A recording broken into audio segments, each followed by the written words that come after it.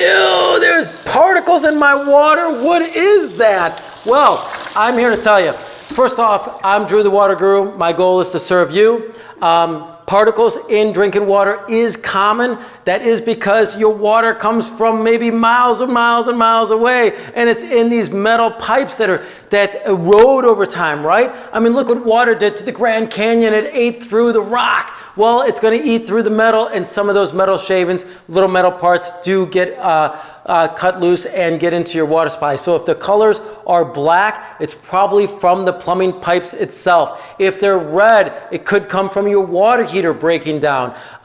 If it's like tan in color, it could be actually calcium and magnesium sort of building up in the pipes, and then they break loose. So there's a lot of things that are causing particles that you see floating in your water. Is that a concern? I think so. May not be important to you, but it is important to me. If you do want to get it out, like most of us that have had that, a reverse osmosis NSF 58 rated would be a perfect thing. Yes, we have a product called Pure Assure. Yes, sure that the water is safe. So if you're looking for that, hit me up. If you've got questions, hit me up. If you've got any comments, please write them down below. I look forward to serving you some more. Have a great day.